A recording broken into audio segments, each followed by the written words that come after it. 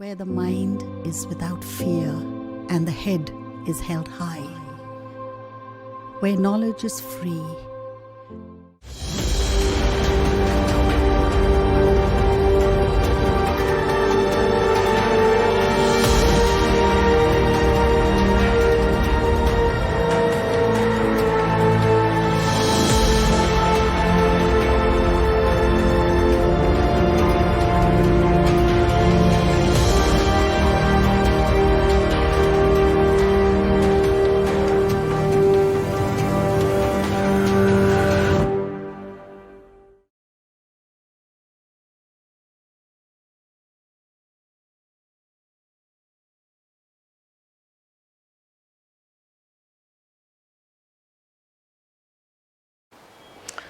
প্রিয় ছাত্রছাত্রী, আবার আমরা দ্বাদশ শ্রেণীর রসায়ন ক্লাসে ফিরে এলাম।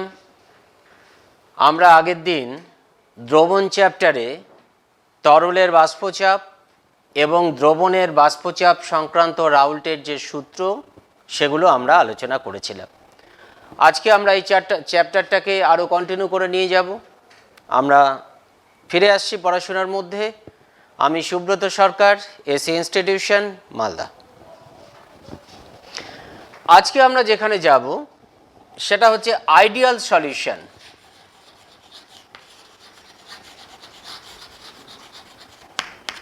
And non ideal solution.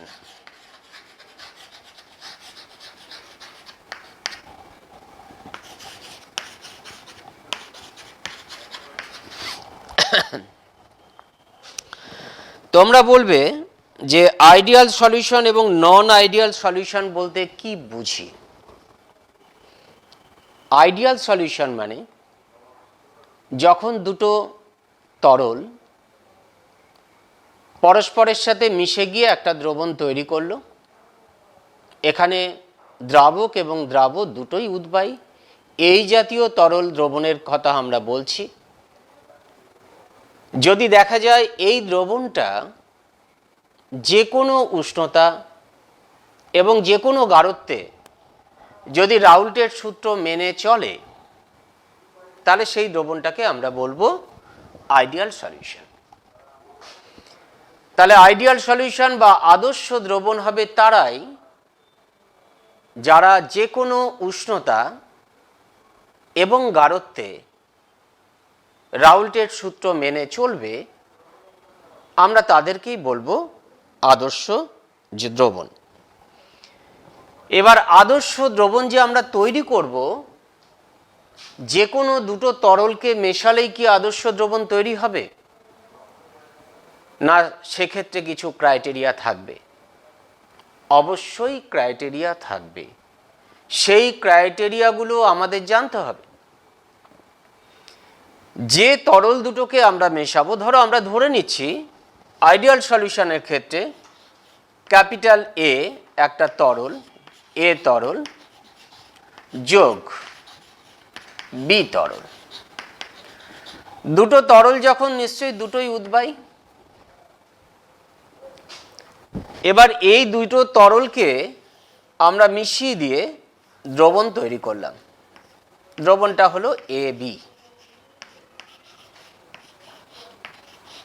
দ্রবণ তৈরি হলো। এখন এ এবং বি এই দুটো তরলকে মেশালে ওরা যে আইডিয়াল সলিউশনের মতো আচরণ করবে, কি শর্তে করবে? এ তরলটাকে তুমি যদি বিশুদ্ধ অবস্থায় নাও, তাহলে এর যে অণুগুলো, এই এ অণুগুলোর মধ্যে যে আকর্ষণ বল হবে, বি তরল তুমি যাকে সিলেক্ট করছো, সেই বি তরলের বিশুদ্ধ অবস্থায় বি অণুর মধ্যে যে আকর্ষণ বল হবে, এই আকর্ষণ বল দুটোকে সমান হতে হবে। অর্থাৎ দ্রবণের উপাদান তরল দুটির বিশুদ্ধ অবস্থায় অণুগুলোর মধ্যে ক্রিয়াশীল আকর্ষণ বলের মান উভয় ক্ষেত্রে সমান হবে। শুধু তাই নয়, এই দুটো তরলকে মেশানোর পর যে এবি দ্রবণ হলো, সেই এবি দ্রবণেও এ এবং বি অণুগুলোর মধ্যে ক্রিয়াশীল আকর্ষণ বলের মানটা সমান হতে হবে। এটা একটা ক্রাইটেরিয়া। আর কি হতে হবে, এ অণুগুলোর আকার আকৃতি কিংবা রাসায়নিক প্রকৃতি বি অণুগুলোর আকার আকৃতি কিংবা রাসায়নিক প্রকৃতি তারা একই রকম হবে। যদি হয় তাহলে দেখা যায় যে সেই জাতীয় তরল দুটো মিশে গিয়ে যে দ্রবণটা তৈরি করছে সেই দ্রবণটা একটা আদর্শ দ্রবণের মতো আচরণ করে। এবার আদর্শ দ্রবণের মতো আচরণ করছে, কেন করছে? তার কারণ হচ্ছে যখন এ তরলটা সেপারেটলি একটা পাত্রের মধ্যে থাকে তখন তার মধ্যে যে এ অণুগুলো থাকে তার যা সারাউন্ডিংস, আমি যদি বি তরলটাকে আরেকটা আবদ্ধ পাত্রের মধ্যে নিলে বি অণুগুলোর যা সারাউন্ডিংস মানে পারিপার্শ্বিকের যা অবস্থা, যখন এই দুটো তরলকে মিশিয়ে আমি দ্রবণটা তৈরি করলাম তখন দ্রবণের অণুগুলোরও পারিপার্শ্বিক অবস্থা কিন্তু সদৃশ্য হয়, একই রকম হয়। কেন হয়? প্রত্যেকের অণুগুলোর আকার আকৃতি রাসায়নিক প্রকৃতি একই রকম। তাদের মধ্যে ক্রিয়াশীল আকর্ষণ বল যদি একই হয়, হয়তো অণুটা ভিন্ন কিন্তু বাকি ক্রাইটেরিয়াগুলো তো একই রকম। সেই জন্য দ্রবণের ক্ষেত্রেও যে অণুগুলো থাকে তার পারিপার্শ্বিকও এ তরল কিংবা বি তরলের পারিপার্শ্বিকের মতো একই রকম হয়। সেই জন্য এই জাতীয় দুটো উপাদান তরলকে আমি যদি মিশিয়ে ফেলি, দিয়ে একটা দ্রবণ তৈরি করি, তাহলে দেখা যায় সেই দ্রবণটা আদর্শ দ্রবণের মতো আচরণ করে। তাহলে তোমার ক্রাইটেরিয়া তুমি কি লিখবে? আদর্শ দ্রবণের গঠন হওয়ার শর্তগুলো কি কি? তাহলে 1 নম্বর শর্ত হবে উপাদান তরলের অণুগুলির আকার আকৃতি এবং রাসায়নিক প্রকৃতি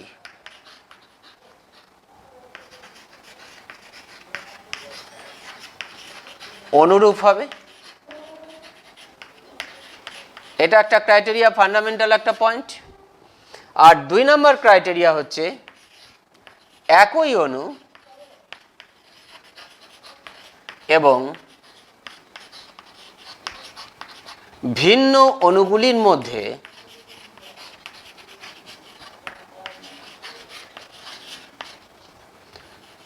আকর্ষণ বল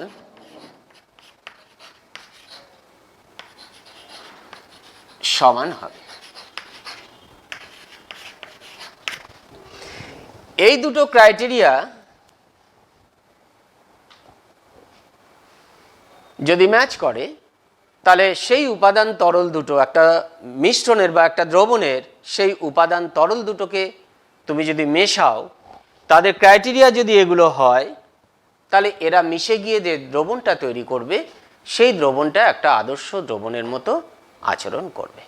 ঠিক আছে? তাহলে আদর্শ দ্রবণ আমরা বুঝে গেলাম যে আদর্শ দ্রবণ গঠনের শর্তটা কি কি। এবার তোমাকে যদি বলে যে আদর্শ দ্রবণের তাহলে বৈশিষ্ট্য কি কি হবে, what is the characteristics of ideal solution?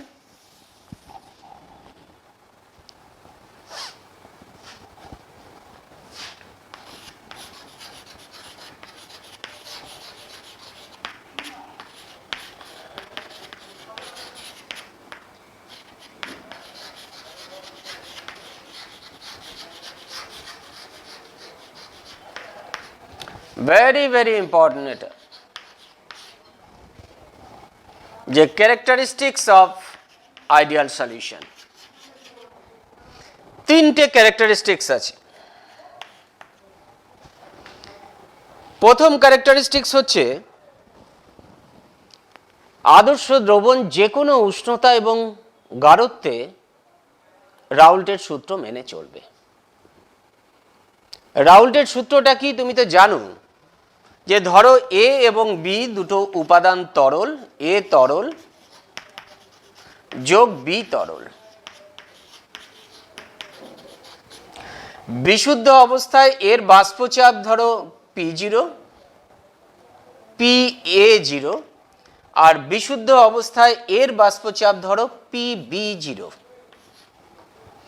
এবার এই দুটো তরলকে মিশিয়ে আমরা একটা দ্রবণ তৈরি করেছি। সেই দ্রবণটার বাষ্পচাপ ধরো দ্রবণ AB দ্রবণ লিখে দিই, AB দ্রবণ, এর বাষ্পচাপ হচ্ছে P। তাহলে রাউলস কি বলছে, এর যদি মোল ভগ্নাংশ XA আর এর যদি মোল ভগ্নাংশ XB হয়, তাহলে রাউলস ল থেকে আমরা কি লিখতে পারি, আমরা লিখতে পারি, আচ্ছা তার আগে আরেকটা জিনিস আমাদের বলে নিতে হবে, এই যে দ্রবণটা নিয়েছি এই দ্রবণের উপরিতলে যে বাষ্পটা জমবে সেই বাষ্পটার মধ্যে A এবং B এই দুটো তরল থাকবে। এবার এই দুটো তরল বাষ্প যে থাকবে তাহলে তাদের নিজেদের একটা চাপ থাকবে, যে চাপটাকে আমরা ওদের অংশচাপ বলবো।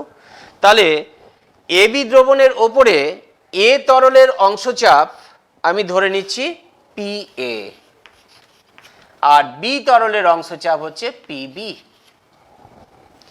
তাহলে আমি A তরলের ক্ষেত্রে রাউলস ল ব্যবহার করে লিখতে পারি PA is equal to P0A into XA, R B তরলের ক্ষেত্রে লিখতে পারি PB is equal to PB0 into XB। এটা রাউলস ল থেকে আমরা এটা লিখতে পারি। আর P is equal to কি, তাহলে P is equal to হচ্ছে PA plus PB, যেটা আমরা আগের ক্লাসে পেয়েছি।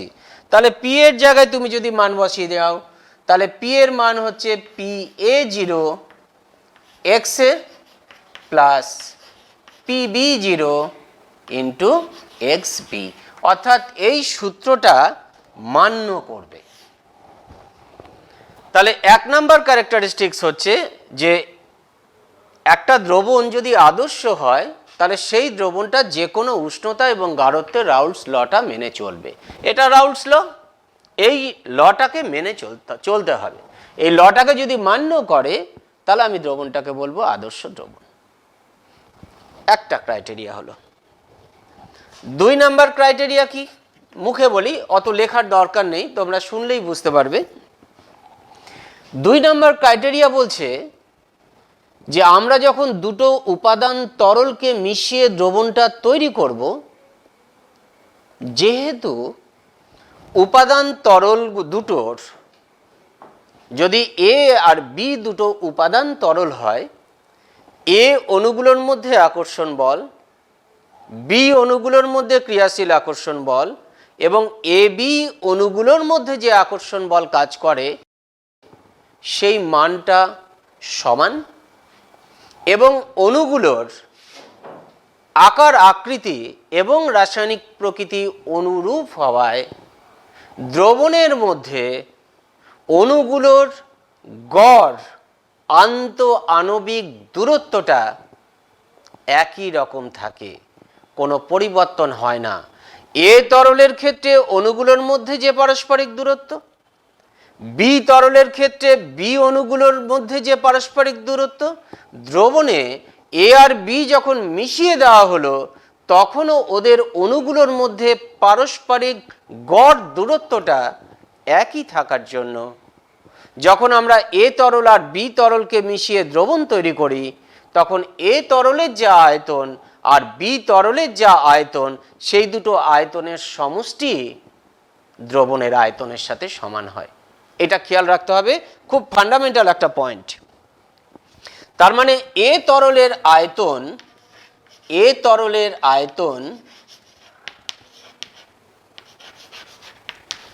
যোগ B তরলের আয়তন ইজ ইকুয়াল টু দ্রবণের আয়তন।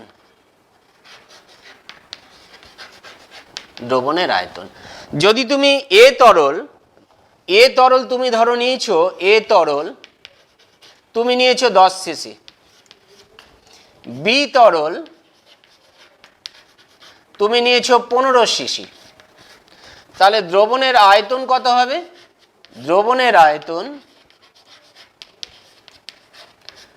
10 + 15 সিসি, দ্যাট ইজ 25 সিসি, এটা হবে। অর্থাৎ দ্রবণের আয়তনের কোনো পরিবর্তন হবে না। উপাদান তরল দুটো মিশিয়ে যে দ্রবণটা তৈরি করব, উপাদান তরল দুটোর যে আয়তন, তাদের আয়তনের সমষ্টিটাই হবে দ্রবণের আয়তন। দ্রবণের আয়তন বৃদ্ধি পাবে না বা হ্রাস পাবে না, অর্থাৎ দ্রবণের আয়তনের কোনো পরিবর্তন হয় না। ওই জন্য আমরা কি বলি? আমরা বলি delta V mixing is equal two 0। Delta V মানে আয়তনের পরিবর্তন। তরল দুটোকে মেশানোর পর আয়তনের পরিবর্তন হয় না, তাহলে আয়তনের পরিবর্তন হয় না মানে আয়তনের পরিবর্তন 0। ওই জন্য লেখা হয় যে delta V mixing is equal two 0। তোমার সংক্ষেপে শুধু এই কন্ডিশনটা দিয়ে দিলেই বুঝে নেবে সবাই যে কি বলা হয়েছে। তাহলে ফার্স্ট ক্রাইটেরিয়া, যে মানে দ্রবণ, আদর্শ দ্রবণ যে কোনো উষ্ণতা এবং গাঢ়ত্বে রাউল্টের সূত্র মেনে চলবে। দ্বিতীয়টা হচ্ছে যে আদর্শ দ্রবণে যে উপাদান তরল দুটো মিশিয়ে দ্রবণটাকে তৈরি করা হয়েছে, সেই উপাদান তরল দুটোর যে আয়তন, উপাদান তরল দুটোকে মিশিয়ে দ্রবণ তৈরি করার পর দ্রবণের আয়তনের কিন্তু কোনো পরিবর্তন হবে না, অর্থাৎ উপাদান তরল দুটোর আয়তনের সমষ্টি হবে দ্রবণটার আয়তন। এটা 2 নম্বর ক্রাইটেরিয়া। আচ্ছা, ওপর থেকে একটু মিটিয়ে দিই। 3 নম্বর ক্রাইটেরিয়াটা, সেটা আবার কি? 3 নম্বর ক্রাইটেরিয়ায় বলা হচ্ছে যে আমরা যখন দুটো তরলকে মেশাবো, মেশানোর পর দ্রবণ তৈরি করব, তখন কিন্তু কোনো তাপের উদ্ভব বা শোষণ ঘটবে না, যদি দ্রবণটা আদর্শ হয়। তুমি বলবে যে কেন এটা হচ্ছে? এটা হওয়ার কারণ হচ্ছে আমি যে তরল দুটোকে মেশাচ্ছি তাদের অণুগুলোর মধ্যে ক্রিয়াশীল আকর্ষণ বলটা একই থাকার জন্য এরা যুক্ত হয়ে যখন দ্রবণ তৈরি করে তখন তাপের উদ্ভব বা শোষণ ঘটে না। অণুগুলোর মধ্যে যদি ক্রিয়াশীল আকর্ষণ বল ভিন্ন হতো তাহলে সেক্ষেত্রে কিন্তু তাপের উদ্ভব বা শোষণ হতো। এক্ষেত্রে ওই কারণে হয় না, যেহেতু তাদের মধ্যে আকর্ষণ বলটা সমান, ওই জন্য তাপের উদ্ভব বা শোষণ হয় না। তাই আমরা সংক্ষেপে কি লিখি? আমরা লিখি যে যেহেতু তাপের উদ্ভব বা শোষণ হচ্ছে না, সেই জন্য এই ক্ষেত্রে আমরা তোমাকে বলবো যে উৎপন্ন তাপকে আমরা ডেল্টা এইচ বা এনথালপি দিয়ে প্রকাশ করি, অর্থাৎ এনথালপির পরিবর্তন ডেল্টা এইচ সলিউশন লেখে কেউ, অথবা কেউ লিখবে মিক্সিং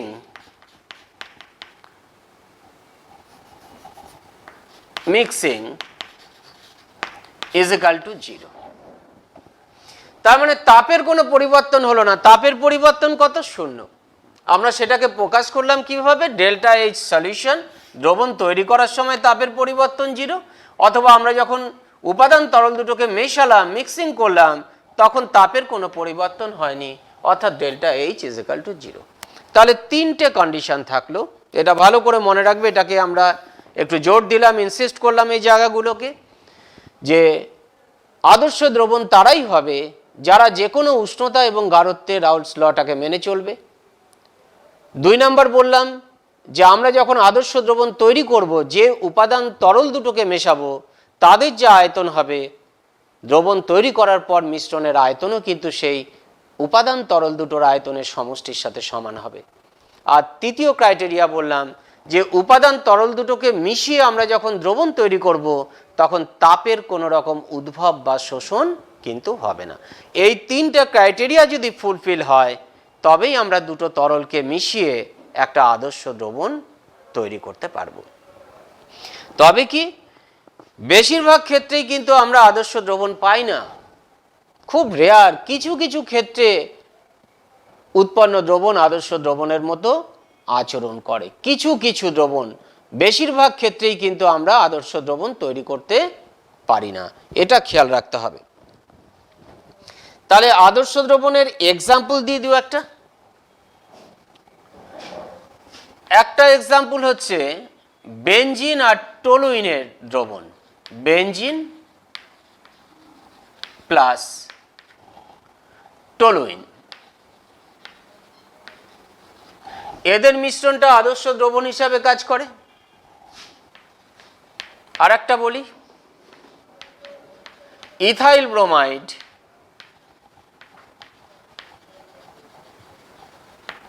প্লাস ইথাইল আয়োডাইড,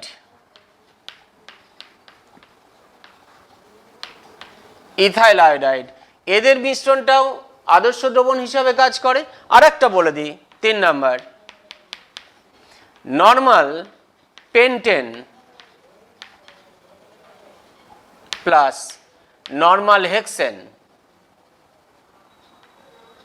এদের মিশ্রণটাও কিন্তু একটা আদর্শ দ্রবণ হিসাবে কাজ করে বা আদর্শ দ্রবণের মতো আচরণ করে। তাহলে 3টা অ্যাটলিস্ট এক্সাম্পল মনে রাখবে, কারণ এর এক্সাম্পল কিন্তু কম, খুব কম, এই 3টাই তুমি মনে রাখার চেষ্টা করবে।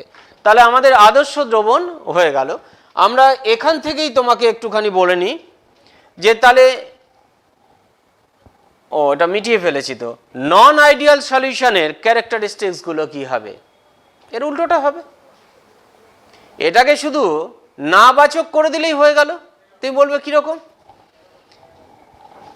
ফার্স্ট ক্রাইটেরিয়া বলেছিলাম, যে কোনো উষ্ণতা এবং গাঢ়ত্বে এই দ্রবণ রাউল্টের সূত্রের বিরুদ্ধাচরণ করবে না, অর্থাৎ যে কোনো উষ্ণতা এবং গাঢ়ত্বে এই জাতীয় দ্রবণ রাউল্ট সূত্র মেনে চলবে আদর্শ দ্রবণের ক্ষেত্রে। তাহলে অনাদর্শ দ্রবণের ক্ষেত্রে কি হবে? যে কোনো উষ্ণতা এবং গাঢ়ত্বে রাউল্টের সূত্র মেনে চলবে না। জাস্ট আমরা এটাকে নেগেটিভ সেন্সে ব্যবহার করছি। 2 নাম্বার বলেছিলাম, delta V mixing is equal two 0 হতে হবে, অর্থাৎ উপাদান তরল দুটোকে মেশালে উপাদান তরল দুটোর যে আয়তন, উৎপন্ন দ্রবণের আয়তন তাই হবে। অনাদর্শ দ্রবণের ক্ষেত্রে সেটা হবে না। তাহলে আমি কি করব? Delta V mixing not equal to 0, শুধু এটা লিখে দেব। দুটো তরলকে মিশিয়ে যখন দ্রবণ তৈরি করব তখন তাপের উদ্ভব বা শোষণ হবে। ওখানে বলেছিলাম হবে না, এখানে হবে। যদি হয় তাহলে ডেল্টা এইচ সলিউশন বা মিক্সিং ইজ ইকাল টু 0 এটা হবে না, তাহলে নট ইকুয়াল টু 0 হবে, অর্থাৎ তাপের উদ্ভব বা শোষণ হবেই। তাহলে একটা জানলে আর একটা তুমি নিজে থেকেই করে নিতে পারবে। নেগেটিভ সেন্সে ব্যবহার করে দিলে সেটাই হয়ে গেল নন আইডিয়াল সলিউশনের ক্যারেক্টারিস্টিক্স। এবার নন আইডিয়াল সলিউশনের তাহলে কিছু এক্সাম্পল আমরা নিই। এখানে আমরা আইডিয়াল সলিউশনগুলো দেখিয়েছি, তাহলে নন আইডিয়াল সলিউশন এরকম আমরা 2-4টা নিই।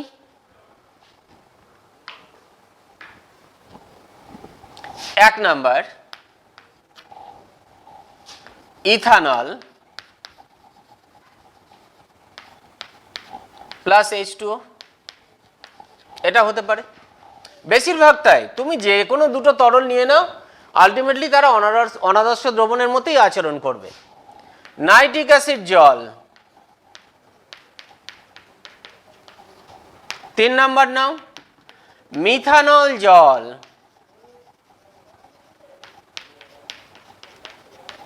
অনেক এক্সাম্পল আছে এর।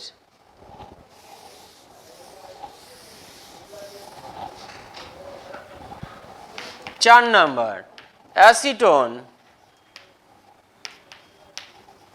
প্লাস ক্লোরোফর্ম, এরকম অনেক এক্সাম্পল আছে অ্যান্ড সো অন। অত দেওয়ার দরকার নেই, তুমি আইডিয়াল সলিউশনটা শুধু মনে রাখবে। বাকি যত দ্রবণ নেবে যারা মিসেসেবল, যারা পরস্পরের সাথে মিশে যায় সম্পূর্ণভাবে, বাকি যে তরলের দ্রবণগুলো তুমি পাবে সেগুলো সবই কিন্তু অনাদর্শ দ্রবণ। আদর্শ দ্রবণটাই কিন্তু রেয়ার। সেজন্য এই 3টে তুমি ভালো করে মনে রাখবে। হ্যাঁ, আমরা এই 3টের উপর কিন্তু এমফাসিস করছি যে এই 3টে তুমি মনে রাখার চেষ্টা করবে। আর বাকিগুলো এই 3টের বাইরে যেগুলো থাকবে সাধারণত সবই হবে অনাদর্শ দ্রবণ।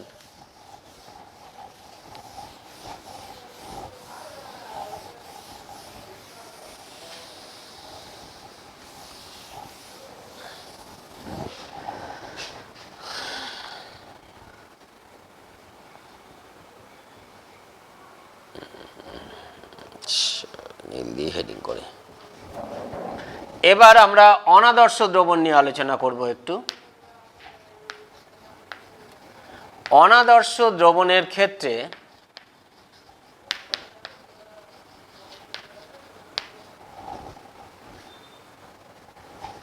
বাষ্পচাপ বনাম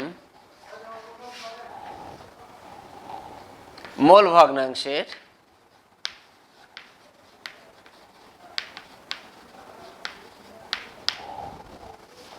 লেখচিত্র এখানে লিখে দিই।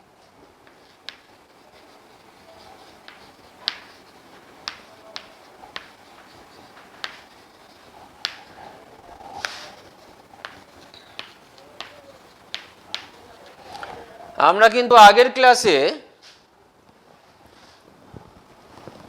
বিভিন্ন দ্রবণ মানে তো তার দুটো উপাংশ বলা যায় বা দুটো অংশ, একটা দ্রাবক একটা দ্রাবক। আমরা দ্রাবকটাকে তরল হিসাবে নিয়েছিলাম আর দ্রাবকটাকে নিয়েছিলাম অনুদ্বায়ী কঠিন একটা দ্রাবক।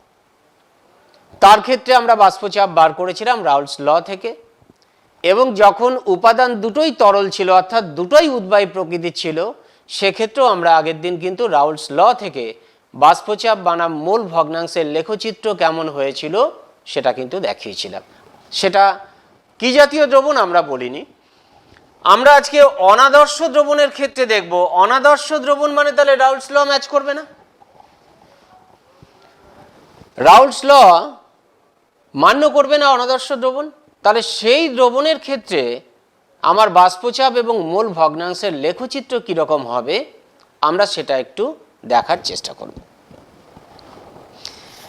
আমরা এক্সপেরিমেন্টালি দেখেছি যে অনাদর্শ দ্রবণের ক্ষেত্রে যে বাষ্পচাপটা পাই,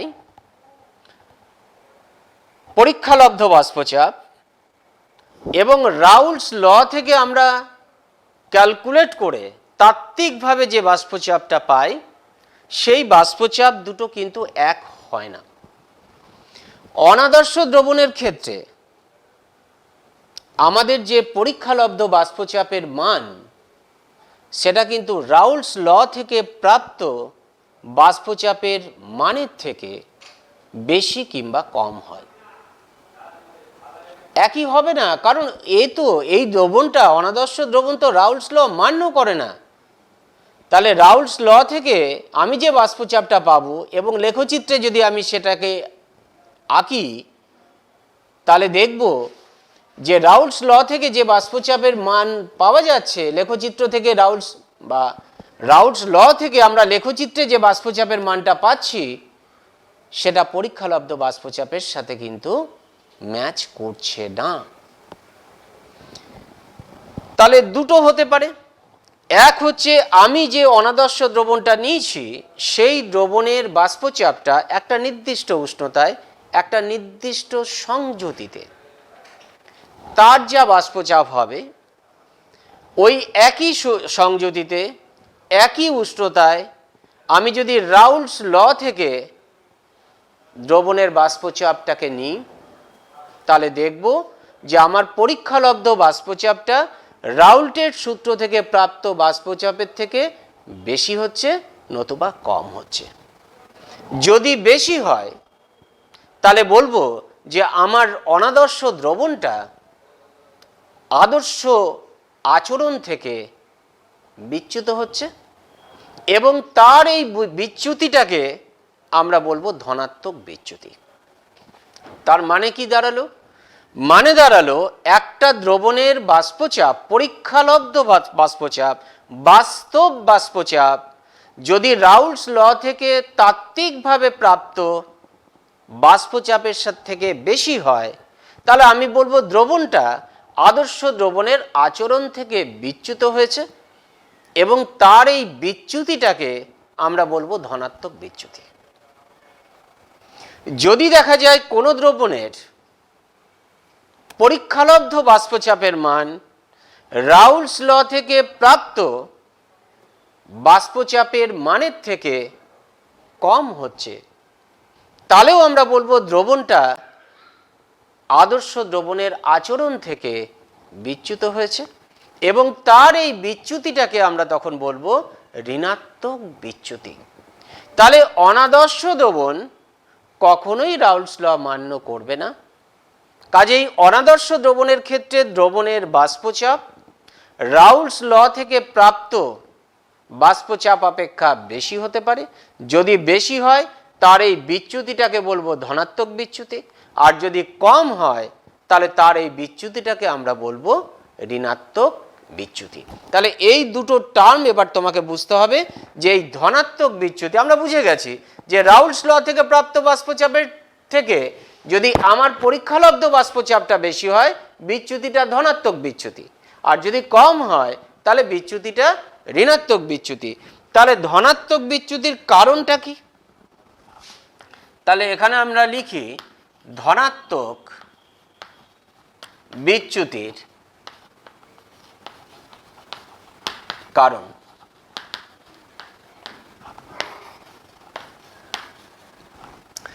ধরো আমরা দুটো তরল নিয়েছি, একটা এ তরল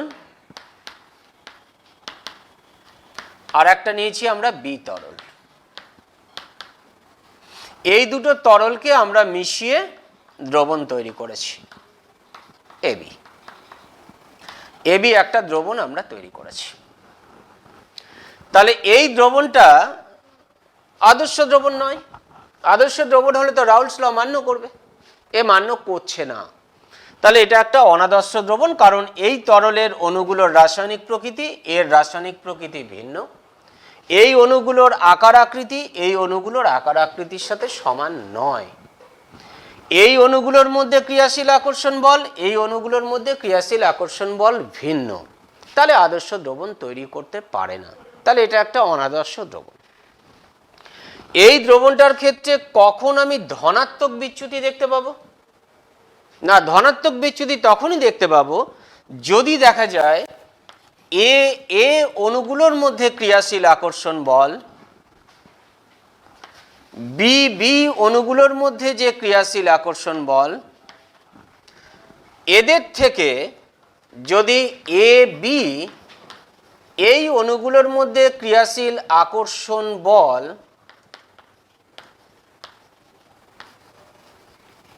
কম হয়। তার মানে কি?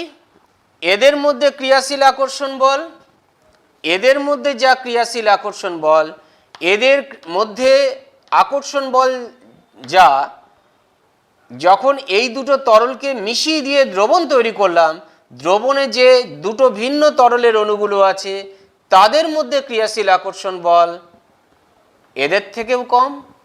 এদের থেকেও যদি কম হয় তাহলে কি হবে? দ্রবণ থেকে এ এবং বি তরলের অণুগুলোর বাষ্পীভবনের হারটা অনেক বেশি হবে। বাষ্পীভবনের হার কখন বাড়বে? যখন তরল অণুগুলোর মধ্যে আকর্ষণ বল কম হবে তখন অণুগুলো খুব সহজেই বাইরে বেরিয়ে যেতে পারবে। যত সহজে বাইরে বেরিয়ে যেতে পারবে তত তার বাষ্পীভবনের হার বেশি হবে, তার বাষ্প চাপ বাড়বে। তাহলে এখানে যদি দেখা যায় যে উপাদান তরল দুটোকে আমরা মেশাচ্ছি তাদের অণুগুলোর মধ্যে ক্রিয়াশীল যে আকর্ষণ বল দ্রবণটা তৈরি করার পর যদি এই দুটো অণুর মধ্যে ক্রিয়াশীল আকর্ষণ বলের মান এদের বিশুদ্ধ অবস্থার আকর্ষণ বলের থেকে কম হয় তাহলে এরা যে হারে বাষ্পীভূত হবে বিশুদ্ধ অবস্থায় তার তুলনায় দ্রবণ তৈরি করার পর এদের বাষ্পীভবনের হারটা অনেক বেশি হবে। ফলে এই দ্রবণটার ধনাত্মক বিচ্যুতি ঘটবে। কেন ধনাত্মক বিচ্যুতি ঘটবে? তাহলে যদি দেখা যায় যে হ্যাঁ দ্রবণের বাষ্পীভবনের হারটা ওদের থেকে অনেক বেশি, ভালো কথা। এর যা বাষ্পীভবনের হার তার থেকে হয়তো দেখা গেল এর একটু কম আছে, এর আরও কম, অর্থাৎ এর বাষ্পীভবনের হার এর তুলনায় কম। তাহলে আমি যখন দ্রবণ তৈরি করব তখন কি দেখা যাবে? দ্রবণে এ এবং বি এর অণুগুলো দ্রুত বাষ্পীভূত হচ্ছে। তাহলে দ্রবণের ওপরে যে বাষ্পটা জমছে তার বাষ্প চাপটাও কিন্তু অনেক বেড়ে যাচ্ছে। এদের মধ্যে এরা বাষ্পীভূত হলে যা বাষ্পচাপ হবে, এ বাষ্পীভূত হলে যা বাষ্পচাপ হবে, এরা বাষ্পীভূত হলে এদের বাষ্পচাপ এদের তুলনায় কিন্তু বেশি হবে। তার মানে দ্রবণের যে বাষ্পচাপ, সেই দ্রবণের বাষ্পচাপের মধ্যে দুটো তরলের বাষ্পই কিন্তু আছে, এ এবং বি, দুটোই মিশে আছে। দ্রবণের বাষ্পে এ এবং বি দুটো উপাদান তরলই আছে। তাহলে সেখানে যে বাষ্পচাপটা আছে সেই বাষ্পচাপটা এ তরলের বা এ অণুগুলোর জন্য সৃষ্ট বাষ্পচাপ বা এর আংশিক বাষ্পচাপ আর বি এর আংশিক বাষ্পচাপ, এই দুয়ের সমষ্টি হচ্ছে এবি দ্রবণের বাষ্পচাপ। তাহলে এই বাষ্পচাপের মানটা বেশি হচ্ছে, অনেকটা বেশি হচ্ছে, কারণ দ্রবণ তৈরি করার পর এ এবং বি অণুগুলোর মধ্যে ক্রিয়াশীল আকর্ষণ বল এ অণুগুলোর মধ্যে ক্রিয়াশীল আকর্ষণ বল কিংবা বি অণুগুলোর মধ্যে ক্রিয়াশীল আকর্ষণ বলের থেকে কম হওয়ার জন্য দ্রবণ থেকে এ এবং বি এর অণুগুলো দ্রুত বাষ্পীভূত হচ্ছে। ফলে দ্রবণের বাষ্পচাপটা কিন্তু এ কিংবা বি এর অণুগুলোর বাষ্পায়নের তুলনায় এর বাষ্পায়নটা বেশি বলে একই উষ্ণতায় দ্রবণের বাষ্পচাপটা কিন্তু বেশি। এটা খেয়াল রাখতে হবে, যার জন্য এই দ্রবণের ক্ষেত্রে কিন্তু ধনাত্মক বিচ্যুতি ঘটছে। আমরা যদি এই দ্রবণের বাষ্পচাপটাকে তার মোল ভগ্নাংশের রেসপেক্টে আমরা যদি লেখচিত্রে অঙ্কন করি, তাহলে লেখচিত্রের প্রকৃতিটা কিরকম দেখি।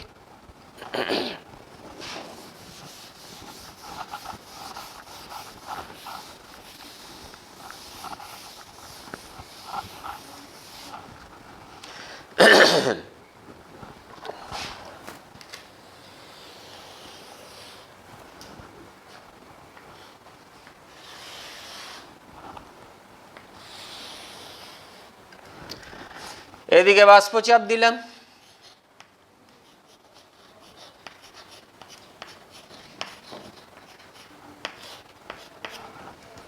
মোল ভগ্নাংশ,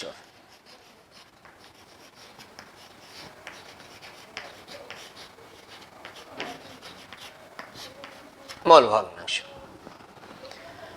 আমি ধরো দুটো দ্রাবক নিয়েছি,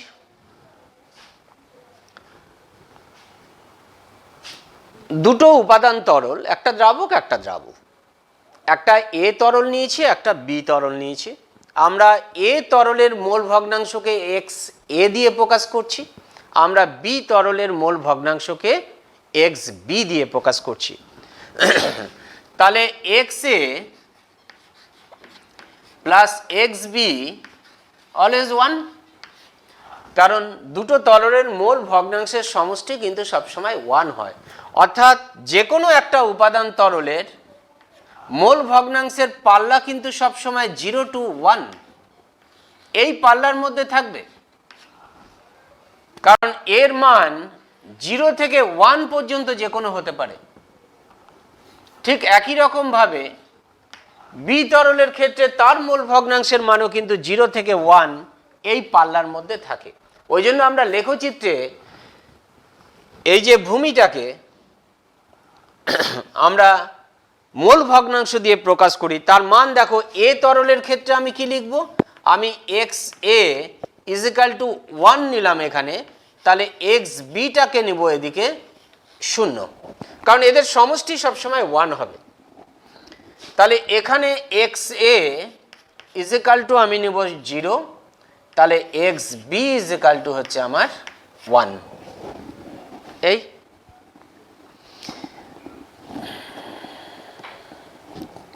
তাহলে আমি যদি আগে রাউলস ল থেকে নেচারটা কীরকম হবে দেখি, তাহলে ধরো নেচারটা বাষ্পচাপটা যদি বিশুদ্ধ অবস্থায় এ তরলের বাষ্পচাপ এখানে হয়, এখানে যে ধরো আছে, তাহলে এরকমভাবে আমি শূন্যতে মিশিয়ে দেব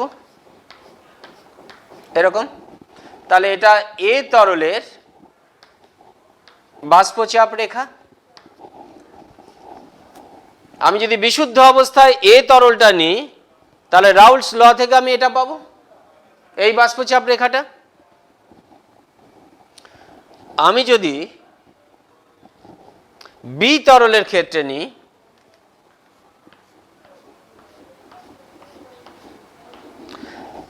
দুজনের উদ্বায়িতা একই রকম নয়, দেখো একজনের বেশি একজনের কম। এ তরল বেশি উদ্বায়ী, বি তরল কম উদ্বায়ী। তাহলে এখানে এই মানটা হচ্ছে PA0, এ তরলের বিশুদ্ধ অবস্থার বাষ্পচাপ PA0 এটা, আর এটা তাহলে হবে PB0, বিশুদ্ধ অবস্থার বাষ্পচাপ। আর রাউল্টস ল থেকে প্রাপ্ত দ্রবণের বাষ্পচাপ তাহলে কি হবে? দ্রবণের বাষ্পচাপ রেখাটা হবে তাহলে এরকম, এরকম। আমরা আগের দিন দেখিয়েছিলাম এটা, যখন দ্রাবক এবং দ্রাবক দুটোই উদ্বায়ী ছিল এরকম প্রকৃতির। এটা আরেকটু যদি ডাউন করে দিই তাহলে ভালো হবে। দাঁড়াও,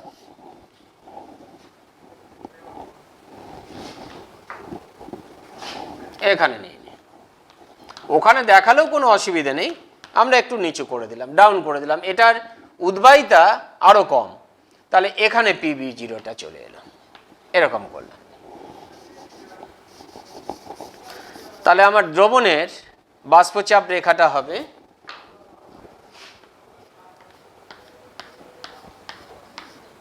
এটা। এটা রাউল্টস ল থেকে কিন্তু প্রাপ্ত, এগুলো সব, এই যে স্ট্রেট লাইনগুলো আমি পেলাম সব রাউল্টস ল থেকে। এটা তাত্ত্বিকভাবে আমাদের পাওয়া উচিত ছিল, কিন্তু বাস্তব এটা নয়। বাস্তবটা কি? বাস্তবে আমরা পেলাম কিরকম দেখো, এই চকটা দিয়ে দেখাই। আচ্ছা, এটা তো কালার নাও আছে, একবার এটা দিয়ে দেখাই। তাহলে বাস্তবে কি হচ্ছে, দ্রবণের বাষ্পচাপ রেখাটা আমরা এরকম পেলাম। রাউল্টস ল থেকে প্রাপ্ত বাষ্পচাপের থেকে দ্রবণের বাষ্পচাপ বেশি পেয়েছি। দ্রাবক এবং দ্রাবের ক্ষেত্রেও তাই,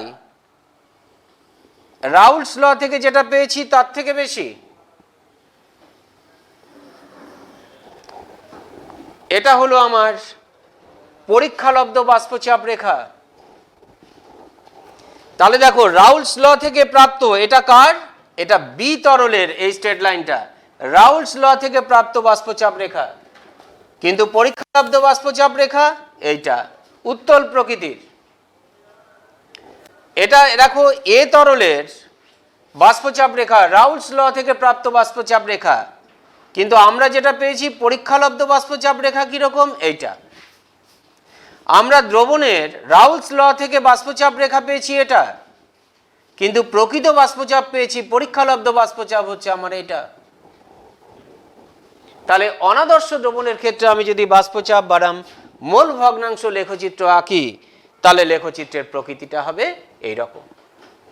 এবার দেখো, তুমি যদি কোনো একটা সংযুতিতে, পার্টিকুলার কোনো একটা সংযুতিতে, ধরো এখানে আমি একটা বিন্দু কল্পনা করলাম, বিন্দুটা হচ্ছে এক্স। তুমি যে কোনো জায়গায় কনসিডার করতে পারো, এনিওয়ার বিটুইন 0 to 1। তুমি যে কোনো সংযুতিতে যদি কোনো একটা বিন্দু কল্পনা করে নাও, এবার তুমি দেখো বাষ্পচাপটা যদি আমি এই বিন্দুতে, এই সংযুতিতে, দুটো তরলের এই সংযুতিতে আমি যদি এখানে বাষ্পচাপটা দেখি, তাহলে আমি এখান থেকে যদি একটা পারপেন্ডিকুলার ড্র করি এরকম, তাহলে দেখো এটা দ্রবণের বাষ্পচাপকে মিন করছে। দ্রবণের বাষ্পচাপ এটা কিন্তু পরীক্ষালব্ধ মান। দেখো দ্রবণের বাষ্পচাপ এটা কিন্তু রাউল্টস ল থেকে প্রাপ্ত বাষ্পচাপ, দেখো তার থেকে কিন্তু বেশি। কখন এটা হয়েছে? যখন উপাদান তরলের অণুগুলোর মধ্যে ক্রিয়াশীল আকর্ষণ বল ওদের নিজ নিজ অণুগুলোর মধ্যে ক্রিয়াশীল আকর্ষণ বলের থেকে কম হয়েছে, তখন এই ধনাত্মক বিচ্যুতি ঘটেছে, অর্থাৎ রেখাচিত্রটা উত্তল প্রকৃতির হয়েছে, এটা ধনাত্মক বিচ্যুতি মিন করছে। একই রকম ভাবে তুমি এই তরলটার ক্ষেত্রে দেখো রাউল্টস ল থেকে প্রাপ্ত মান এখানে, আমাদের প্রকৃত পরীক্ষালব্ধ মান এটা, তার মানে এটা বেশি, এটা বেশি। এর ক্ষেত্রেও তাই, এখানে মানটা আমরা পেয়েছি, এখানে পেয়েছি এটা, তাহলে দেখো এটার থেকে এটা বেশি, এটার থেকে এটা বেশি, এটার থেকে এটা বেশি। প্রতি ক্ষেত্রেই রাউলস ল থেকে প্রাপ্ত মানের থেকে, বাষ্পচাপের মানের থেকে কিন্তু আমরা দ্রাবক কিংবা দ্রবণের বাষ্পচাপের পরীক্ষালব্ধ মানটা কিন্তু সবসময় বেশি হচ্ছে। আর একটা মজার জিনিস খেয়াল করো, এই যে দ্রবণের বাষ্পচাপ রেখাটা পেয়েছি, এই বাষ্পচাপ রেখায় তুমি খেয়াল করো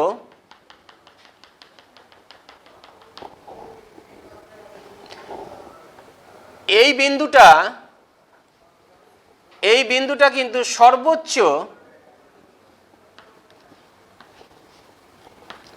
সর্বোচ্চ বাষ্পচাপ ইন্ডিকেট করছে। তুমি খেয়াল করে দেখো, এর উপরে যে কোনো বিন্দু নাও, সেই বাষ্পচাপের মানটা এই বাষ্পচাপের থেকে কম হবে প্রত্যেকটা ক্ষেত্রে। যদিও হাত দিয়ে এঁকেছি, আকার কিছু হয়তো ডিফেক্ট থাকতে পারে, কিন্তু নর্মালি আমি যদি এটাকে শীর্ষ ধরে নিই, তাহলে এই বিন্দুতে বাষ্পচাপটা দ্রবণের সর্বোচ্চ। তাহলে আমি এই বিন্দু থেকে যদি ভূমির উপর, অ্যাবসিসার উপরে একটা পারপেন্ডিকুলার ড্র করি,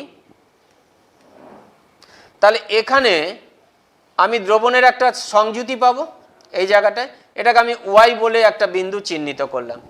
তাহলে এই ওয়াই বিন্দুতে আমার দ্রবণের যা সংযুতি, মোল ভগ্নাংশ পরিবর্তনের সাথে সাথে দ্রবণের সংযুতিটা পাল্টে যাচ্ছে।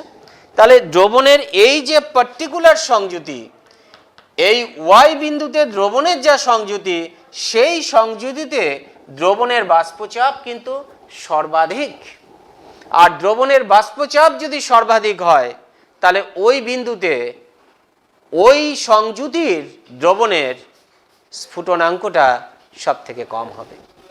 কারণ বাষ্পচাপ যদি বেশি থাকে, তাহলে অল্প বাইরে থেকে তাপ দিয়ে তার বাষ্পচাপ বাড়িয়ে যদি বায়ুমণ্ডলীয় চাপের সাথে সমান করে দেওয়া যায়, তাহলে তরলটা ফুটবে। ন্যাচারালি কম তাপেই সে ফুটবে, তার স্ফুটনাঙ্ক কম হবে। যার বাষ্পচাপ বেশি তার স্ফুটনাঙ্ক কম, যার বাষ্পচাপ কম তার স্ফুটনাঙ্ক বেশি। তাহলে দ্রবণের এই ওয়াই বিন্দুতে উপাদান তরল দুটো যে অনুপাতে মিশ্রিত করা হয়েছে, সেই মিশ্রিত দ্রবণের এই সংযুতিতে বাষ্পচাপ সর্বাধিক, ফলে স্ফুটনাঙ্ক সর্বনিম্ন। এইটা ভালো করে বুঝতে হবে, এই কনসেপ্টটা তোমার দরকার। যে আমি যে পরীক্ষালব্ধ বাষ্পচাপ রেখাটা পেয়েছি উত্তল প্রকৃতির, দেখলাম তার শীর্ষদেশটা কোথায় আছে, আমি ধরে নিচ্ছি এটা তার শীর্ষদেশ। তাই যদি হয়, তাহলে এই বিন্দুতে বাষ্পচাপ তো আমার সর্বাধিক, এই যে এই বিন্দুতে বাষ্পচাপ সর্বাধিক। তাহলে এই বিন্দুতে যে বাষ্পচাপটা সর্বাধিক, এই বিন্দু থেকে আমি যদি মোল ভগ্নাংশ রেখার উপর একটা লম্ব টানি, তাহলে যে বিন্দুতে ছেদ করবে, অর্থাৎ অ্যাবসিসাকে যে বিন্দুতে ছেদ করবে, সেখানে এই তরল দুটোর যে সংযুতি, সেই সংযুতির ক্ষেত্রে দ্রবণের এই বিন্দুতে বাষ্পচাপটা সর্বাধিক। অর্থাৎ এই সংযুতির তরল যদি নাও, সেই তরলের বাষ্পচাপ হবে একটা নির্দিষ্ট উষ্ণতায় সর্বাধিক। তুমি অন্য যে কোনো সংযুতিতে মেশাও এ আর বি তরলকে, দেখবে তার বাষ্পচাপ কিন্তু কখনোই এই বাষ্পচাপকে স্পর্শ করতে পারবে না একই উষ্ণতায়। এর বাষ্পচাপ দেখবে এগুলো এইভাবে যেমন রেখাটা পরিবর্তিত হয়েছে, উত্তল প্রকৃতির হয়েছে, যে এখানে কম, এখানে বাড়ছে বাড়ছে বাড়ছে বাড়ছে বাড়ছে সর্বোচ্চ, আবার আস্তে আস্তে কমতে কমতে কমতে কমতে এখানে সর্বনিম্ন। তাহলে এই যে সর্বোচ্চ পজিশন, এই জায়গাটায় বাষ্পচাপ কিন্তু সব থেকে বেশি, এটা মনে রাখবে। তাহলে এটা হচ্ছে যে সমস্ত তরল জোড় ধনাত্মক বিচ্যুতি দেখাবে, তাদের ক্ষেত্রে আমরা এইরকম একটা বিন্দু পাবো, যে বিন্দুতে বাষ্পচাপ হবে সর্বাধিক, তাহলে স্ফুটনাঙ্ক হবে সর্বনিম্ন। সেটার সংযুতিটা কি? ওয়াই বিন্দুতে তরল দুটোর যা সংযুতি, সেই সংযুতিতে তরল দুটোকে আমরা মিশিয়ে যে দ্রবণ পাবো, সেই দ্রবণের বাষ্পচাপটা হবে সর্বাধিক।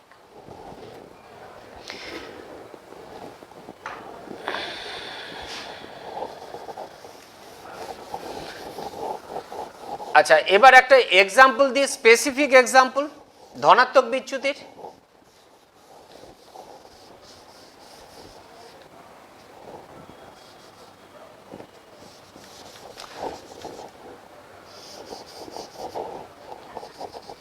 ধনাত্মক বিচ্যুতির একটা এক্সাম্পল দিই। যেমন ধরো তুমি ইথানল C2H5OH,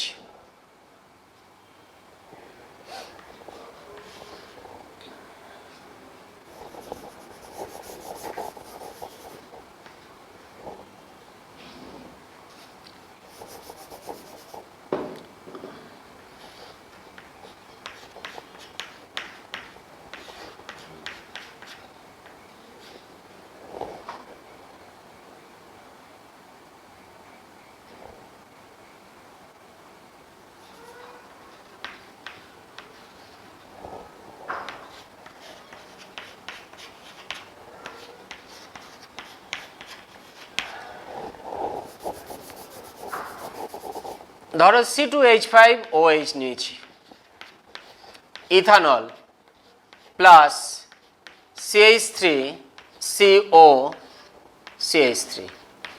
অ্যাসিটন নিয়েছি। এটা কি করলাম, এটা দেখালাম যে ইথাইল অ্যালকোহল অণুগুলোর মধ্যে ইন্টারমলিকুলার হাইড্রোজেন বন্ডিং কাজ করে, ফলে অণুগুলো সংগঠিত অবস্থায় থাকে এবং অণুগুলোর মধ্যে ক্রিয়াশীল আকর্ষণ বল অনেক বেশি। অ্যাসিটনের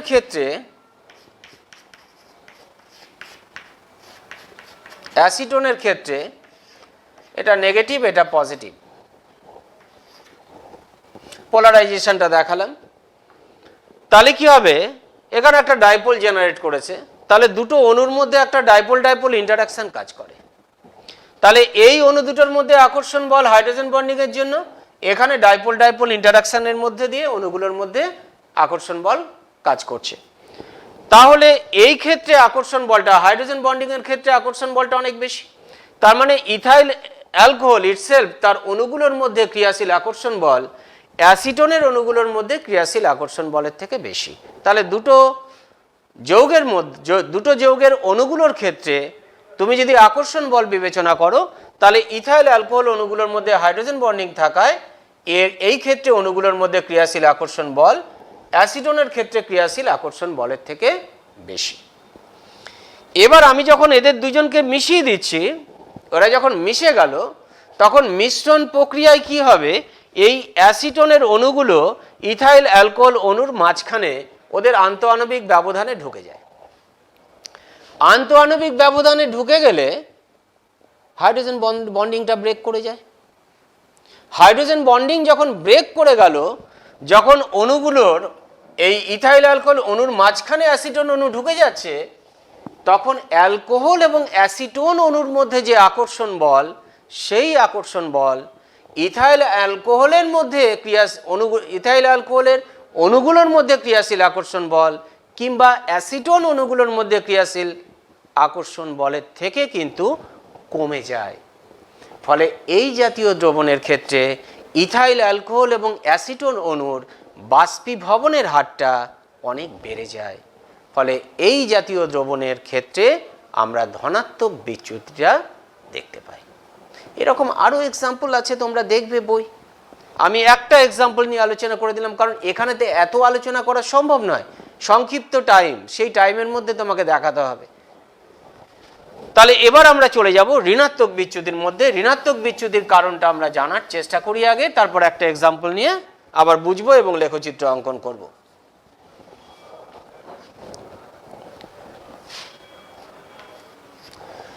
ঋণাত্মক বিচ্যুতিটা কি, ধরো আমি দুটো তরল আবার নিচ্ছি, একটা সি তরল চেঞ্জ করলাম প্লাস ডি তরল। এই দুটো তরলকে আমি মিশিয়ে দ্রবণ তৈরি করেছি, সিডি দ্রবণ আমি তৈরি করেছি। এটা অবশ্যই এই সিসি তরলের অণুগুলোর মধ্যে যে ক্রিয়াশীল আকর্ষণ বল,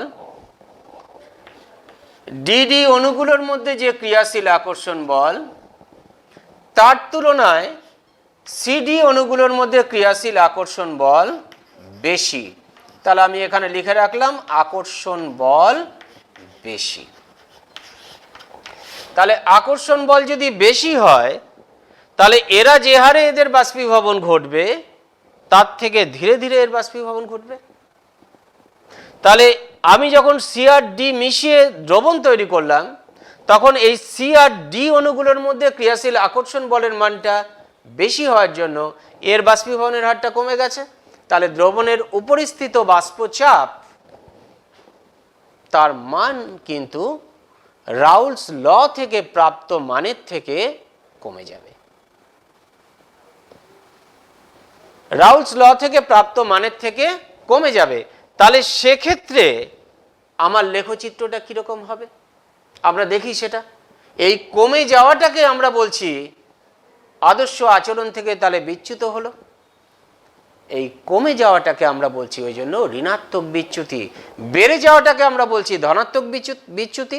আর বাষ্পচাপ যদি রাউলস ল থেকে প্রাপ্ত বাষ্পচাপ অর্থাৎ তাত্ত্বিক মানের থেকে পরীক্ষালব্ধ মানটা যদি কম হয়, তাহলে সেই ক্ষেত্রে বলছি ঋণাত্মক বিচ্যুতি হচ্ছে। তাহলে ঋণাত্মক বিচ্যুতিটা কিরকম আমি ছবিতে দেখাচ্ছি। আমরা আগের ক্ষেত্রে বলেছিলাম এ তরলটা আমার বেশি উদ্বায়ী ছিল বি তরলের থেকে। এবার আমি এখানে উল্টোটা ধরে নিচ্ছি, আমার সি তরলের থেকে ডি তরলটা বেশি উদ্বায়ী। তাহলে যে বেশি উদ্বায়ী হবে তার বাষ্পচাপ বেশি হবে। তাহলে আমি এখানে ধরে নিচ্ছি এটা ডি তরলের বিশুদ্ধ অবস্থায় বাষ্পচাপ, অর্থাৎ এটা পিডি 0।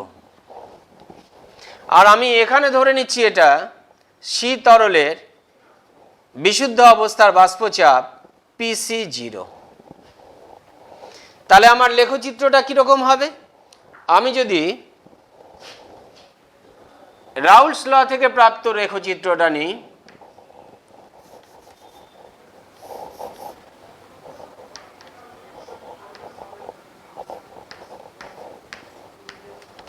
তাহলে লেখচিত্রটা এরকম হবে রাউলস ল থেকে প্রাপ্ত।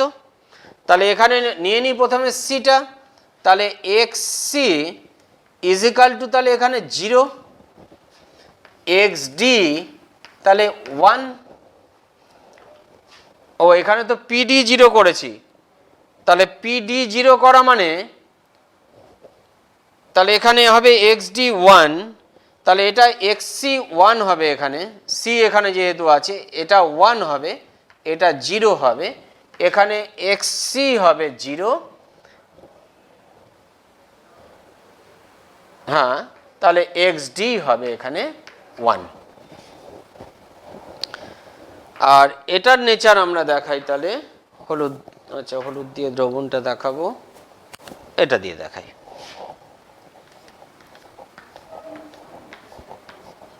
এরকম হবে, এখানে সি এক্স সি 1 মোল ভগ্নাংশ 1 মানে বিশুদ্ধ অবস্থায় আছে, এক্স সি 1 মানে বিশুদ্ধ অবস্থায় আছে, তাহলে বিশুদ্ধ অবস্থার বাষ্পচাপ সর্বোচ্চ হবে। তারপরে এর মধ্যে এক্স ডি আস্তে আস্তে মিশছে, তাহলে মোল ভগ্নাংশ এর আস্তে আস্তে কমতে কমতে 0-র দিকে যাচ্ছে, তাহলে এখানে মিলে গেল। তাহলে এইটা সি তরলের ক্ষেত্রে রাউলস ল থেকে প্রাপ্ত বাষ্পচাপ রেখা, আর এইটা ডি তরলের ক্ষেত্রে রাউলস ল থেকে প্রাপ্ত বাষ্পচাপ রেখা। তাহলে দ্রবণের বাষ্পচাপ রেখা কি হবে, তাহলে এই দুটোকে যোগ করব।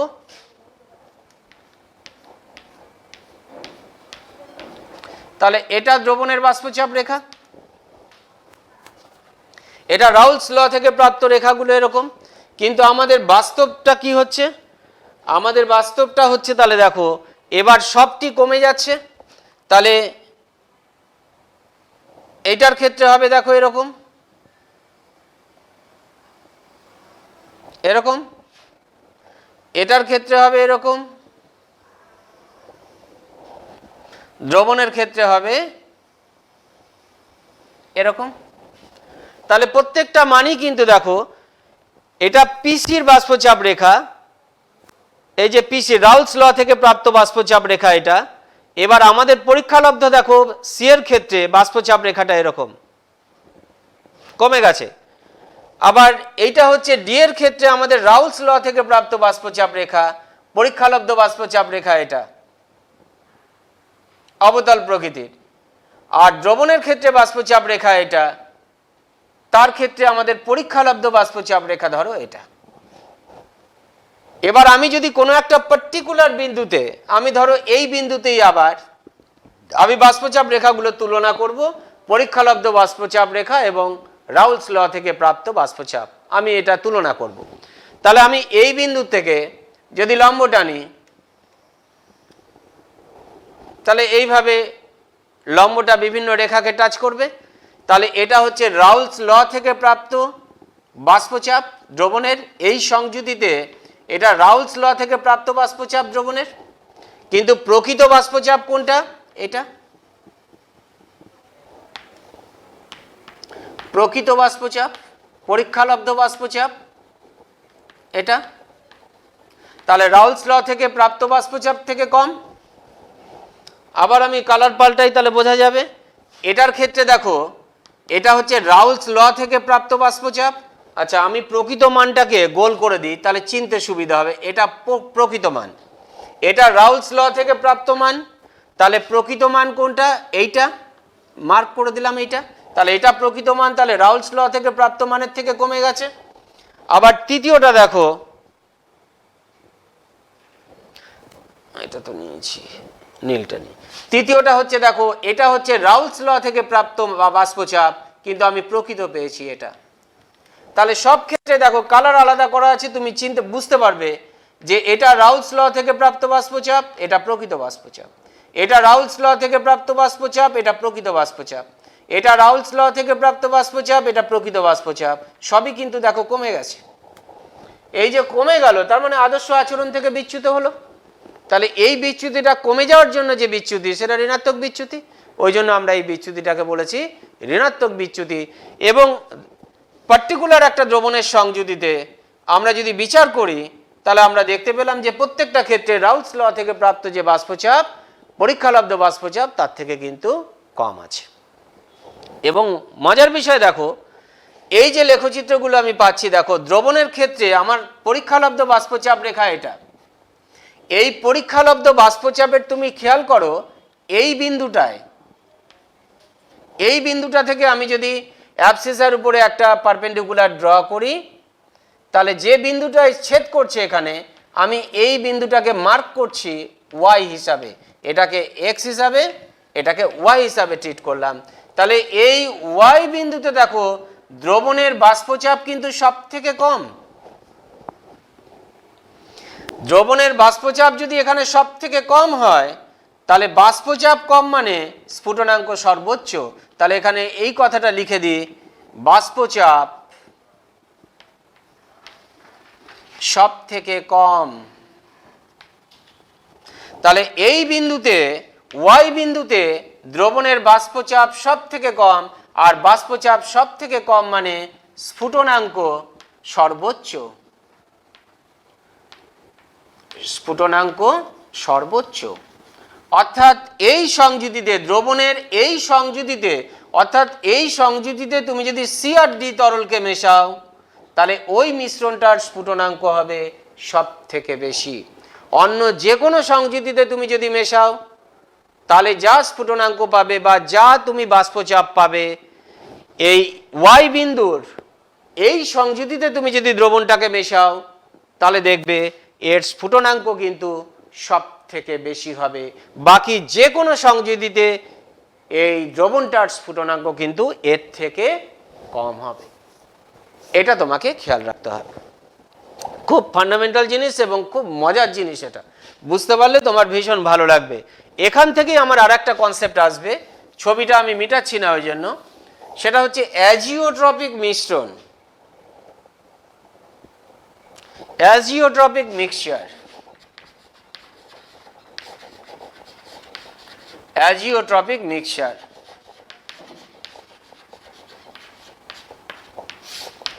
অ্যাজিওট্রপিক মিক্সচার মানে কি? একটা তরল, ধরো দুটো উপাদান তরলকে মিশিয়ে তুমি একটা দ্রবণ তৈরি করেছো। এবার এই উপাদান তরল দুটো তুমি এমন অনুপাতে মিশিয়ে দ্রবণ তৈরি করেছো যে সেই দ্রবণটাকে যখন বাষ্পীভূত করা হচ্ছে, তখন উৎপন্ন বাষ্পে দ্রবণের যা সংযুতি, সেই সংযুতি বাষ্পেও রয়েছে। অর্থাৎ দ্রবণের মধ্যে এ এবং বি তরল যে অনুপাতে মিশে আছে, তরলের উপরিস্থিত বাষ্পেও এ এবং বি সেই একই অনুপাতে মিশে থাকবে। তাহলে একই সংযুতিতে যখন কোনো দ্রবণ বাষ্পীভূত হয়, কিংবা যখন একই সংযুতিতে কোনো বাষ্প ঘনীভূত হয়ে তরলে পরিণত হয়, তখন সেই দ্রবণটাকে আমরা বলি বা মিশ্রণটাকে আমরা বলি অ্যাজিওট্রপিক মিশ্রণ। এই যে এখানে যে অনুপাতে আমরা সি আর ডি দুটো তরলকে মিশিয়ে দ্রবণ তৈরি করেছি, এই সংযুতিতে যদি আমি দ্রবণ তৈরি করি, তাহলে দ্রবণের মানে এটা তো সর্বনিম্ন বাষ্পচাপ, বাষ্পচাপ এদিকে বাড়বে, এদিকে গেলেও বাড়বে। এই বিন্দুর এই পয়েন্টে আমরা বলেছি দ্রবণটার বাষ্পচাপ সর্বনিম্ন। এই সংযুতিতে আমরা যদি দুটো তরলকে মেশাই সি এবং ডি, তাহলে দেখা যায় যে দ্রবণটা তৈরি হয় সেই দ্রবণ থেকে কিন্তু সি আর ডি কে আলাদা করা যায় না। এবং এই সংযুতিতে আমরা দ্রবণটাকে যদি বাষ্পীভূত করি, তাহলে উৎপন্ন বাষ্পেও কিন্তু সি আর ডি একই সংযুতিতে অবস্থান করে। সেই জন্য এই সংযুতির যে দ্রবণ, সেই দ্রবণটাকে আমরা বলছি অ্যাজিওট্রপিক মিক্সচার বা অ্যাজিওট্রপিক মিশ্রণ, এবং সেটা সর্বোচ্চ স্ফুটনাঙ্কের অ্যাজিওট্রপিক দ্রবণ, অর্থাৎ এই দ্রবণটার স্ফুটনাঙ্ক কিন্তু সর্বোচ্চ। ওই জন্য এই অ্যাজিওট্রপিক মিক্সচারকে বলবে সর্বোচ্চ স্ফুটনাঙ্কের অ্যাজিওট্রপিক মিশ্রণ। ঠিক আছে? ঠিক একই রকমভাবে আগের ক্ষেত্রে তাহলে আমরা কি বলতাম? আগে তো আমরা কি পেয়েছি? সর্বোচ্চ বাষ্পচাপ পেয়েছি। আগের যে লেখচিত্র, এখানে সেটা মিটিয়ে দেওয়া হয়েছে, আগের যে লেখচিত্র সেখানে সর্বোচ্চ বাষ্পচাপ পেয়েছিলাম। তাহলে সেই ক্ষেত্রে কি হবে? ওই সংযুতিতে মানে সর্বোচ্চ বাষ্পচাপ যে বিন্দুতে পেয়েছি, সেই বিন্দুতে আমি উপাদান তরল দুটোকে যে সংযুতিতে মিশিয়ে দ্রবণটা তৈরি করেছি, সেই সংযুতির দ্রবণটা একটা অ্যাজিওট্রপিক মিক্সচার। এবং এই সংযুতির দ্রবণকে বাষ্পীভূত করলে ওরা একই সংযুতিতে বাষ্পীভূত হয়, আর হয় বলেই তো এরা অ্যাজিওট্রপিক মিক্সচার। এবং এই অ্যাজিওট্রপিক মিক্সচার বা মিশ্রণটাকে আমরা কি বলেছি? যেহেতু ওখানে বাষ্পচাপ বেশি ছিল, তাহলে স্ফুটনাঙ্ক সর্বনিম্ন ছিল, ওই জন্য এই অ্যাজিওট্রপিক মিক্সচারটাকে বলে সর্বনিম্ন স্ফুটনাঙ্কের অ্যাজিওট্রপিক মিক্সচার। তাহলে আগে তোমাকে জানতে হবে অ্যাজিওট্রপিক মিশ্রণটা কি, মিক্সচারটা কি। অ্যাজিওট্রপিক মিক্সচার হচ্ছে একটা দ্রবণের উপাদান তরল দুটো যে সংযুতিতে মিশ্রিত হয়ে দ্রবণটা তৈরি করেছে, আমরা দ্রবণটাকে বাষ্পীভূত করলে ও যখন বাষ্পীভূত হবে, তখন যদি একই সংযুতিতে বাষ্পীভূত হয়, তাহলে সেই দ্রবণটা হচ্ছে অ্যাজিওট্রপিক মিশ্রণ। এটা খেয়াল করতে হবে, অ্যাজিওট্রপিক মিশ্রণ। তাহলে এই ক্ষেত্রে মানে আগের ক্ষেত্রে এ আর বি তরল যখন নিয়েছিলাম, তখন তাহলে যে সংযুতিতে মিশিয়ে আমি অ্যাজিওট্রপিক মিশ্রণটা পেলাম, তাহলে সেই সংযুতিতে ওই তরলের স্ফুটনাঙ্কটা সর্বনিম্ন ছিল। ওই জন্য আমরা অ্যাজিওট্রপিক মিশ্রণটাকে বলবো সর্বনিম্ন স্ফুটনাঙ্কের অ্যাজিওট্রপিক মিশ্রণ। এই ক্ষেত্রে যেমন আমরা কি পাচ্ছি? বাষ্পচাপ সর্বনিম্ন, তার মানে এই সংযুতিতে তরল দুটোকে মিশালে ওই দ্রবণের স্ফুটনাঙ্ক সর্বোচ্চ হবে। বাকি যে কোনো সংযুতিতে মেশাও, স্ফুটনাঙ্ক তার থেকে কম হবে। এই সংযুতিতেই একমাত্র দ্রবণটার স্ফুটনাঙ্ক সব থেকে বেশি হবে। এবং এই সংযুতিতে দ্রবণটাকে বাষ্পীভূত করলে উৎপন্ন বাষ্পেও উপাদানগুলো কিন্তু একই সংযুতিতে থেকে যায়। সেই জন্য এই সংযুতির দ্রবণটা একটা অ্যাজিওট্রপিক মিশ্রণ, এবং যেহেতু এই মিশ্রণের স্ফুটনাঙ্ক সর্বোচ্চ, ওই জন্য এটাকে বলি আমরা সর্বোচ্চ স্ফুটনাঙ্কের অ্যাজিওট্রপিক মিশ্রণ। এই তাহলে আমাদের হয়ে গেল এই অংশটা। আচ্ছা, একটা করে শুধু এক্সাম্পল দিয়ে দিই, তাহলেই হয়ে যাবে। আমরা প্রথমটার ক্ষেত্রে এক্সাম্পল দিয়ে দিয়েছি, আমরা দ্বিতীয়টার ক্ষেত্রে একটা এক্সাম্পল নিই, অ্যাসিটোন এবং ক্লোরোফর্ম।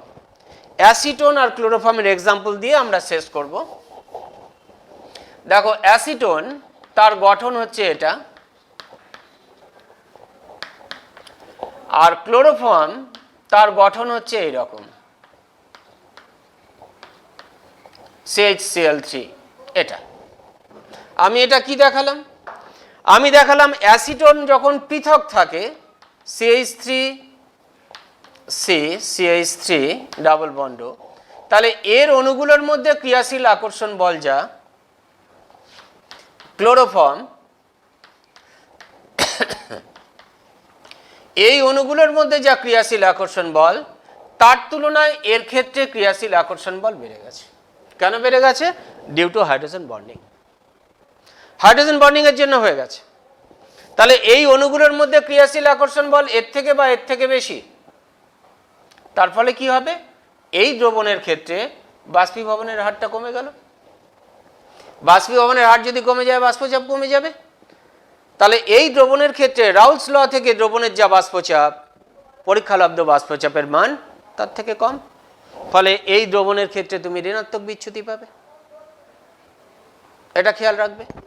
তাহলে আমরা ধনাত্মক বিচ্যুতির এক্সাম্পল দিলাম, ঋণাত্মক বিচ্যুতির এক্সাম্পল দিলাম, এবং এর উপর এই কনসেপ্টের উপর ভিত্তি করে এই যে বিন্দুগুলি পেলাম, যেখানে কোনো দ্রবণের সর্বোচ্চ স্ফুটনাঙ্ক বা সর্বনিম্ন স্ফুটনাঙ্ক পাওয়া গেল, ওই বিন্দুর যে সংযুতি, সেই সংযুতিতে উপাদান তরলকে মেশালে সবসময় অ্যাজিওট্রপিক মিশ্রণ তৈরি হয় এবং উপাদান দুটোকে কিন্তু আর পৃথক করা যায় না।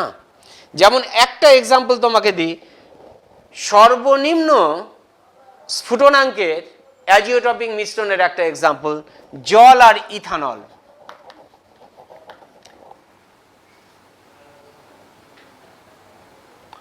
ইথানল, ইথানলের স্ফুটনাঙ্ক হচ্ছে 78.4 ডিগ্রি সেলসিয়াস, প্রমাণ বায়ুমণ্ডলীয় চাপে অবশ্যই। জলের 100 ডিগ্রি সেলসিয়াস। আর ইথানল আর জলের মিশ্রণের কত হয় জানো? ইথানল প্লাস জল, এই মিশ্রণের স্ফুটনাঙ্ক এর থেকে কম হবে 78.3, অর্থাৎ এর থেকে কম, এর থেকেও কম। তাহলে স্ফুটনাঙ্কটা কমে গেছে, ওই জন্য এই মিশ্রণটাকে বলে সর্বনিম্ন স্ফুটনাঙ্কের অ্যাজিওট্রপিক মিশ্রণ। এবং কত পার্সেন্ট? সেই সংযুতিটা কত? সংযুতিটা হচ্ছে ইথানল,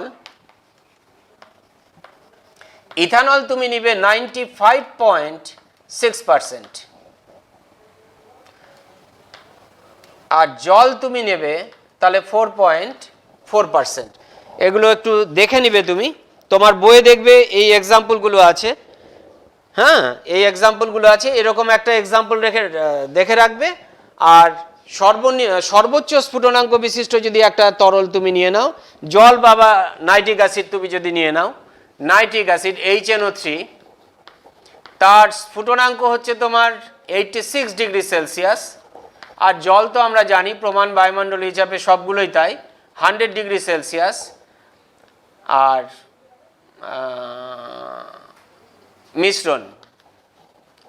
মিশ্রণের স্ফুটনাঙ্ক কিন্তু এদের তুলনায় অনেক বেশি হবে। মিশ্রণের স্ফুটনাঙ্ক এক্স্যাক্টলি কত? 393.5 থেকে যদি 273 বাদ দিই, তাহলে 5 0 2 120.5, 120.5 এটা হচ্ছে মিশ্রণের স্ফুটনাঙ্ক, এত ডিগ্রি সেলসিয়াস। তাহলে বুঝতেই পারছো এর থেকেও বেশি, এর থেকেও বেশি। ওই জন্য এটাকে বলছে সর্বোচ্চ স্ফুটনাঙ্কের অ্যাজিওট্রপিক মিশ্রণ, এটাকে বলছে সর্বনিম্ন স্ফুটনাঙ্কের অ্যাজিওট্রপিক মিশ্রণ। এই অংশটা হয়ে গেল। বাকি থাকলো কলিগেটিভ প্রপার্টিজ, যেটা আজকেও শুরু করতে আমরা পারলাম না। এই চ্যাপ্টারের মূল কথা যেটা কলিগেটিভ প্রপার্টিজ, সেটা পরবর্তী ক্লাসে আমরা আলোচনা করব। আজকে এই অবধি থাকলো, ধন্যবাদ।